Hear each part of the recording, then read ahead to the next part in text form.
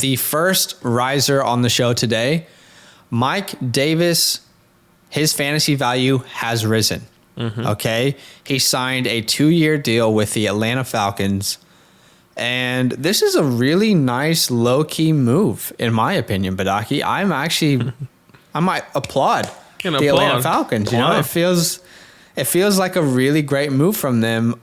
I feel like this is a massive upgrade from Todd Gurley. Is that crazy to say? No, absolutely. It's definitely an upgrade from Todd Gurley. Todd Gurley has another year on his contract. Am I right about that? No, he's not. He's a free agent. No one signed him. He only signed a 1-year deal. More. Say less. That's amazing. Yeah. That means there's no one else. Brian Hill? That's a great segue as to why he's a riser for me, right?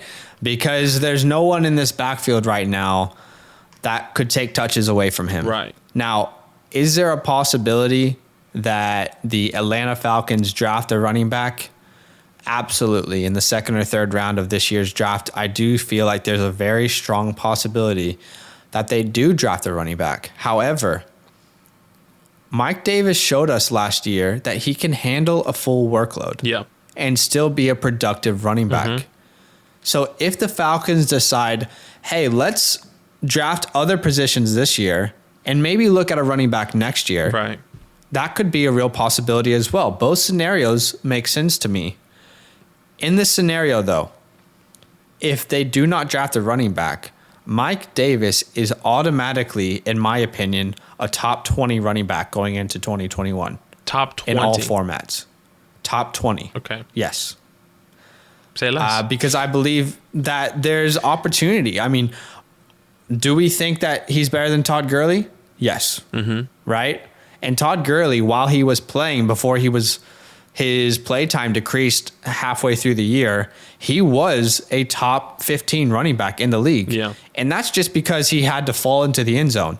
Imagine getting a guy like Mike Davis in there who's still got some years left on his game. Absolutely. And, I think anything could happen. I really, really like this pick. He's one of my favorite risers. It's one of my favorite free agency moves as well.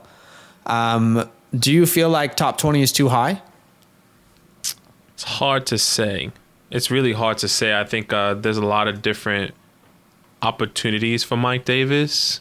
Top 20, finishing at a top 20. I think there's opportunity there. Don't get me wrong. I think there is definitely a possibility.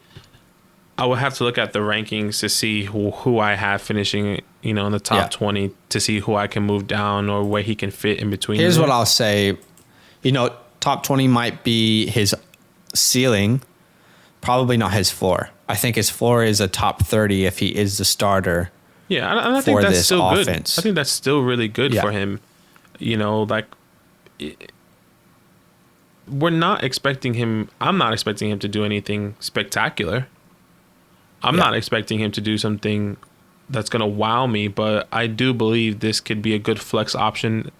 A good low-end running back 2 coming into next year if the Falcons don't get another running back in the draft, which I think we both believe they are going to, whether that's Travis Etienne. Yeah, but as of right now, it's a rising move for Mike Davis, and sleeper status has been activated officially for Mike Davis. Right, you can get this guy late in drafts, and it's a great value pick. Yeah, and I feel like it will still be that way when we're drafting in August and September. Yeah, absolutely.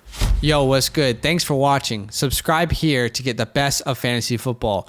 We got some more videos as well if you're feeling like it. And lastly, don't forget that you can support us and unlock exclusive content by signing up to our Patreon, patreon.com/fantasylandfam.